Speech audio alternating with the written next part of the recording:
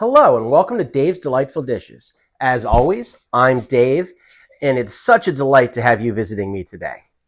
And today, for my 50th episode, we're going to do something a little bit special. Although, like I say, food is always special to me, but this is going to be special because instead of it being just side dish Saturday, it's going to be full meal Saturday. And we're making schnitzel, as you can tell by my Austrian garb here. Now, what we're going to be doing is we're going to be making a schnitzel, but it's going to not just be your standard, just with lemons on top, fried schnitzel. It's going to be paprika style. So it's going to be very much like a dish that my grandmother used to make called Veal Paprika. Only instead of being a stew where it's all chopped up, it's going to be full cutlets of veal. And if you don't like veal, no problem. We can switch that out with chicken or pork. Either of those will work just fine. If you're vegetarian, this might not be the one for you. And then as a side dish, I'm going to do German red cabbage with apples. It's a braised dish, slow cooked. It's going to take about an hour, so we're going to do that first. And I need to get out of this clothing and into stuff that we can actually cook with. And I'll see you around the kitchen. All right, we're back and ready to cook now. So the first thing we're doing is the red cabbage. So we're going to do that in a Dutch oven on the cooktop. And for ingredients, we need to have one medium-sized onion. I did a Vidalia, but any white onion would be good. Red onion would work too. Medium-sized chopped. You need a quarter cup of butter, which is 4 tablespoons.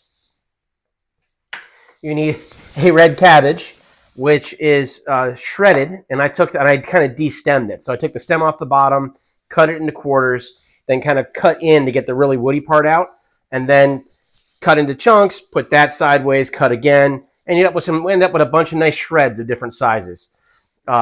Breaks down really great. You need 2 tart apples. In this case, because of size, and I had 1 extra apple, I've got 2 Granny Smiths and then a small leftover, I think it was a Cameo or something that we had in the fruit bowl that really needed to be used today. A cup of apple cider. Now, if you don't have access to apple cider, it's out of season or, whatever other reason that might be, go with apple juice. That'll work perfectly fine. A quarter cup of brown sugar that you've packed. Salt and pepper. Sorry. This is a half teaspoon of salt, quarter teaspoon of pepper. And then there's going to be a dash or 2 of apple cider vinegar that we'll put in near the end for to adjust acidity. So we're going to head over to the cooktop, get this butter and this butter and these onions starting to saute until they get nice and soft. See you over there. I put the butter in this hot Dutch oven. It's on high heat, and we are getting it to melt down. And now I'm going to add in the onions. Remember, wash your hands. And we're going to stir this together. And we're just going to get these, cooked up until they are glistening and translucent, like, basically every other time you see me make an onion. And at that point, we'll start adding in the rest of the ingredients.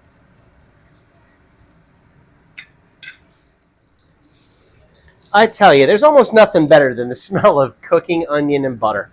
It just, I don't know, it's a base of so many recipes. You just really enjoy it. I enjoy the smell of it. But you can see these have turned, they're browning, they're translucent, they're soft, and we're now ready to put the rest of the things in. Here comes the cabbage. And this is why I'm using this Dutch oven versus my Lodge, because it's a little bit bigger, although that will cook down. And the apples, and it's just the normal browning of an apple. It's going to get counteracted here real shortly as it's cooking.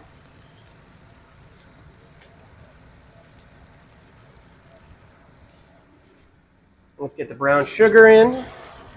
And spread that across there because I'm going to pour the apple cider over it. And the salt and pepper. Salt, pepper.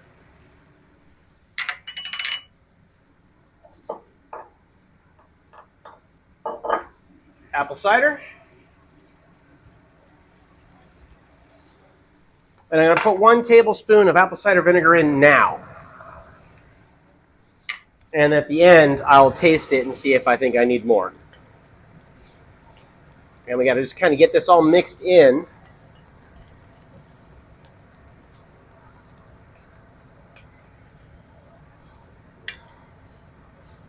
And like the other leafy greens that we've done in the past on other recipes, you're going to notice that this will definitely reduce quite a bit. So let's leave it on medium heat now. And then this is going to get up to a simmer. And then we're going to put a lid on it and then cook it on low for at least an hour.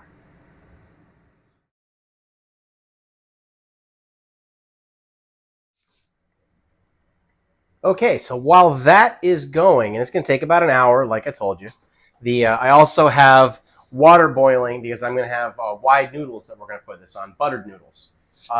Can you make those from scratch? Sure. Have I done it before? Yes. Do I bother? Most of the time I don't. So we have some brand of extra wide noodles that are ready to go in. I'm going to use the whole package because I have a whole bunch of other stuff that's going to go over it. And I expect this to make 4 portions. So while that's all going, we're going to start putting together the schnitzel. So to start off with, I have 4 slices of bacon, which will be chopped up later, but we're going to start off by sautéing them in the pan just by themselves, just like you would normally make bacon. 2 onions, very, very thinly sliced. I mean, we're talking paper thinly sliced. And they're medium-sized onions. A whole stick of butter. This is not a diet recipe by any stretch of the imagination. Veal cutlets. I have 4 of them here, and I have pounded them flat using a meat mallet.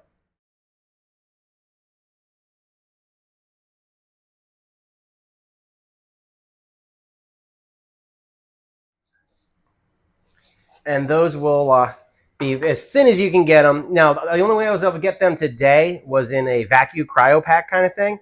So they were already pre-sliced, but I still thin them out, and that also tenderizes the meat. Now, if you don't like veal, no problem. Use a chicken breast. Use a pork chop. Whatever it is you like. You know, it all will make schnitzel. And I need seasoned flour. Now, what I did to make seasoned flour, I put a half a cup of flour and actually put a little bit more here because I want to make sure I get good coverage. But for you making it home so you don't waste any, a half a cup of flour, a teaspoon each of pepper, salt, and paprika. And then if that doesn't look like that's quite thick enough, add in a little extra paprika. 2 cups of beef stock. A cup of sour cream. And I wrote 2 cups of paprika, but that's not right. 2 teaspoons of paprika, which we're going to use at the end there. So first off, we're going to get these cutlets ready to go. We need to bread them. So I've got the nice shallow dish here.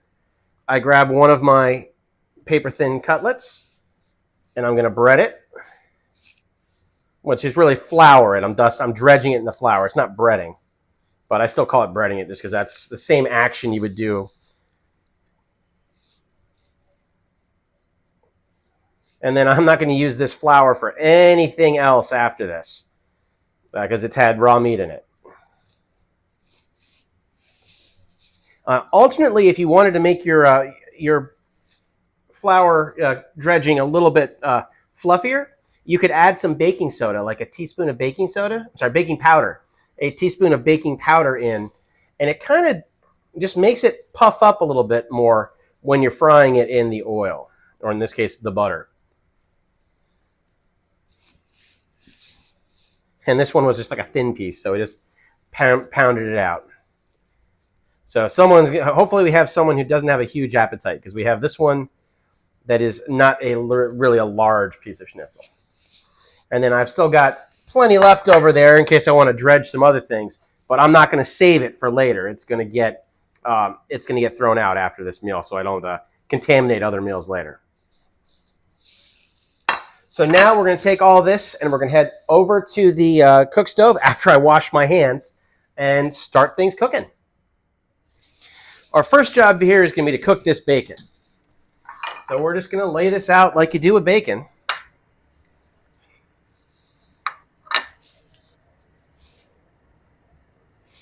Onto the hot pan, which is heating up rapidly.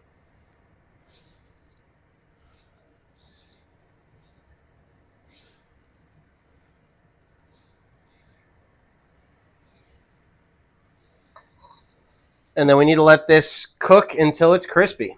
And we'll flip it halfway through. And you know how they go.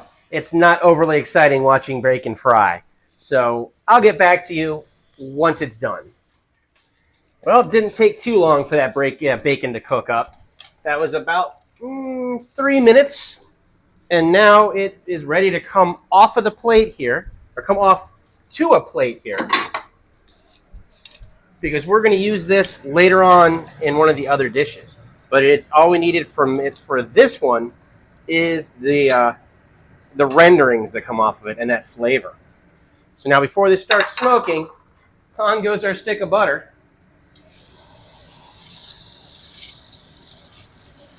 And our onions.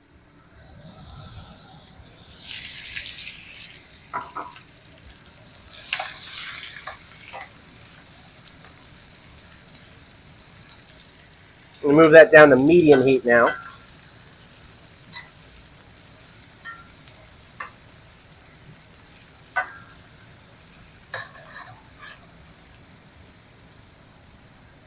Okay, so we're going to let that all cook down again until the butter is completely melted and the onions look like all the other onions we've looked at, you know, nice and browned and translucent.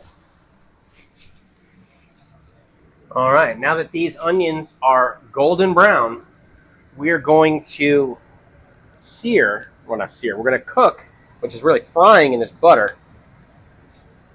And we got to do it in batches. We're just going to brown each of these chops, each of these schnitzels on each side.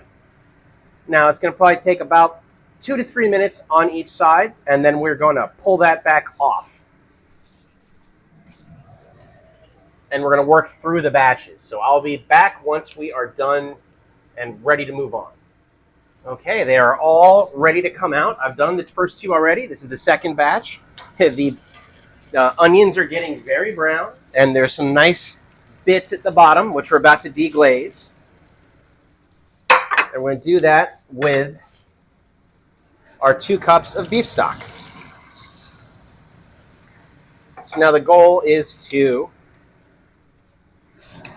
scrape all those great brown bits off of the bottom here. And I'm down to medium heat for the moment.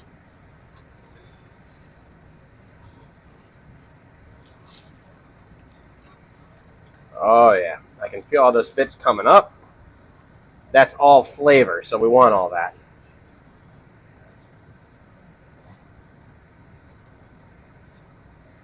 And while this was going on, by the way, I went over to my red cabbage and I gave it a good stir, because you want to just keep a couple times during the cooking hour.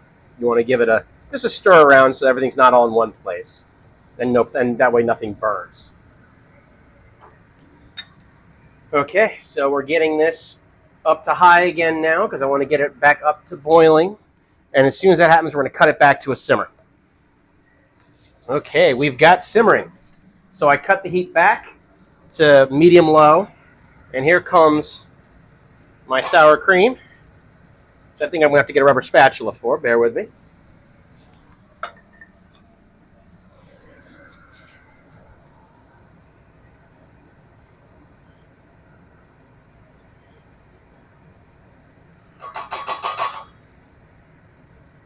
All right. There's the sour cream in. And I'm going to try to get the last bit of that off. Don't want to waste it. Oh, yeah. And in goes my 2 teaspoons of paprika. There's salt and pepper already in with other things, so we can taste it. And if we need to add salt and pepper, we can. But right now, I'm just going to stir this up. And then I'm going to grab my whisk. because I really want to whisk this together.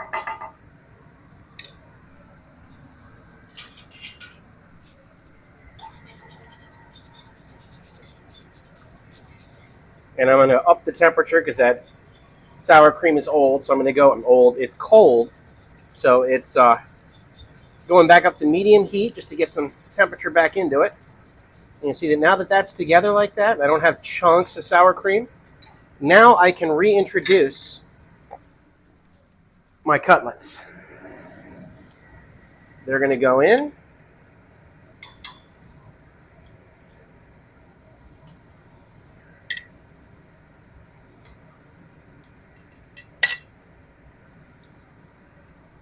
And I'm going to get that to a simmer. And once it's simmering, we're going to cut it back to low, put a lid on it, and let it cook for 20 minutes. So you can see it already starting to simmer there. So I'm bringing it down to low. I'm putting a lid on.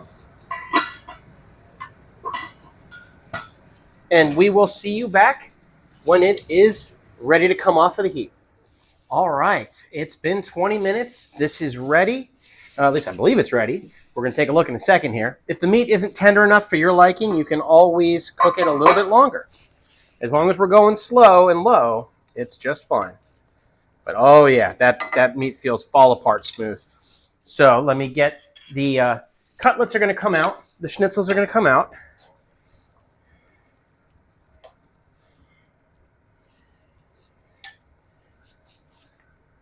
And they have gotten smaller quite a bit.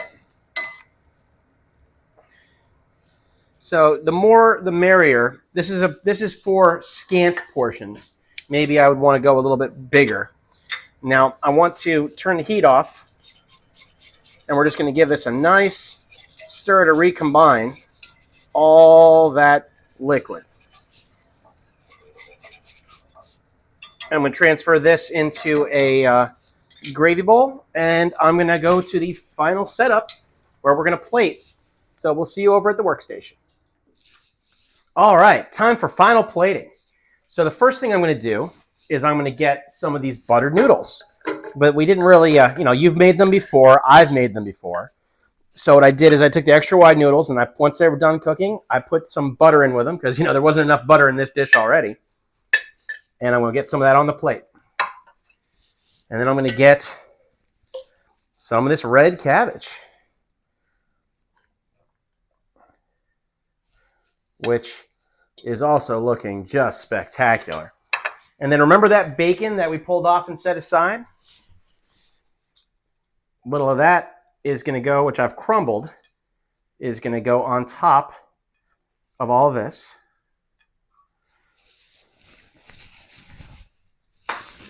And now I'm going to take one of my cutlets, one of my schnitzels, and lay that down right on top of the noodles.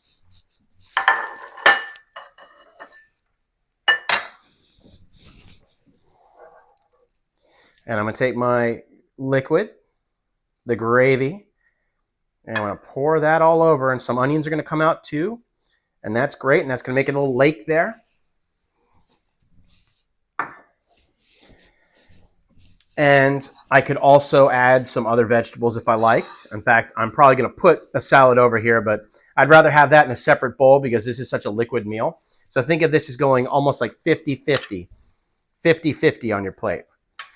So, as you can see this, I wish you could smell this. It comes out delightful.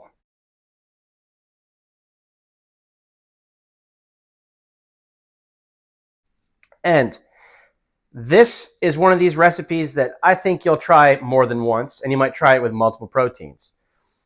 And guys, it's been 50 videos. Can't believe how quickly this has gone by. I'm looking forward to the next 50. I hope you guys keep enjoying this. Keep letting me know what you think, what you like, what you don't like, what you'd like me to try. If you haven't tried it yet, try hitting that like button. How about maybe subscribe? And send me some comments. Tell me what you think. I'll talk to you soon. And as they say where this food comes from, Auf Wiedersehen.